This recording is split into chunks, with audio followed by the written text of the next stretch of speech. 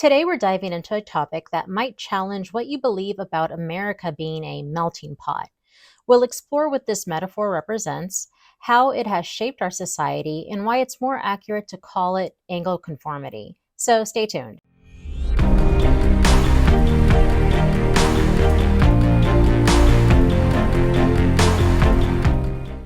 Every group that immigrated to the US after the British faced significant discrimination from the dominant Anglo-Saxon Protestant society. These newer arrivals had some advantage simply because they were not Black or Indigenous people of color. So they had the ability to become citizens and had some status due to the racial hierarchy. However, they were viewed as culturally and racially different due to their religious differences.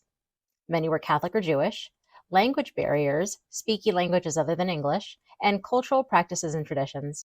To gain acceptance into white American society, these immigrant groups eventually conformed to Anglo-cultural norms by anglicizing their names, changing them to sound more English, abandoning their native languages, and modifying or giving up their cultural traditions. Through this process of conformity, the European immigrant groups were eventually accepted as white Americans.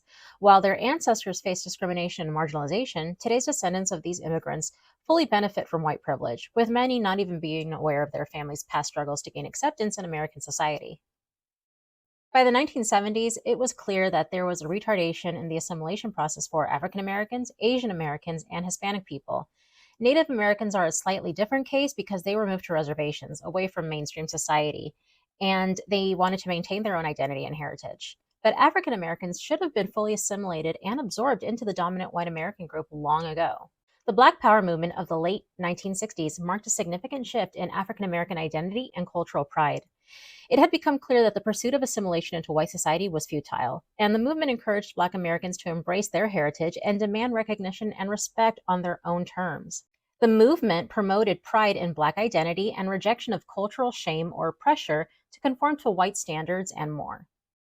The Cultural Revolution represents a direct challenge to Anglo conformity by asserting that Black Americans didn't need to change who they were to deserve respect and equal treatment in society. Chicanos, Latinxers, and Asian Americans would follow.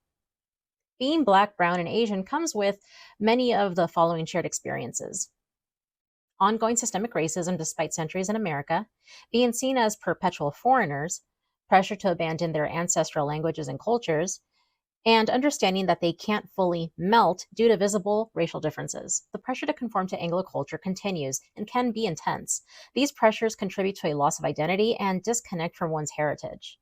Today, these pressures continue in subtle and obvious ways, such as workplace discrimination based on cultural fit, pressure to change clothing and hair in order to fit in and comply with dress codes, pressure to whiten resumes, like make their name sound whiter, and being considered un-American by white individuals. Although these groups remain distinct, they are equally American. Additionally, they are assimilated for the most part, just not accepted and absorbed into the white American group. This is why people of color can code switch in order to get along better in society.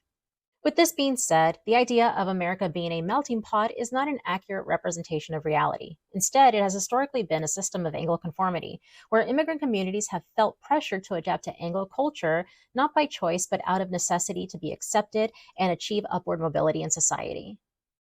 While newcomers naturally need to adapt to function in society, there's no justification for demanding that they abandon their cultural heritage entirely. The only true requirement for being American is a commitment to democratic values and the determination to preserve democracy. Instead, white Americans should work to build cultural bridges rather than enforce conformity to their definition of traditional American values. So how do we create positive change? Recognize and celebrate cultural differences. Challenge the pressure to conform. Support multicultural education and representation. Build bridges between communities while respecting boundaries. Thanks for watching, and remember, true unity doesn't mean erasing our differences. It means celebrating them. If you found this video helpful, please like and subscribe and share your thoughts and experiences in the comments below. Don't forget to hit that notification bell to stay updated on more content exploring these important topics. See you next time.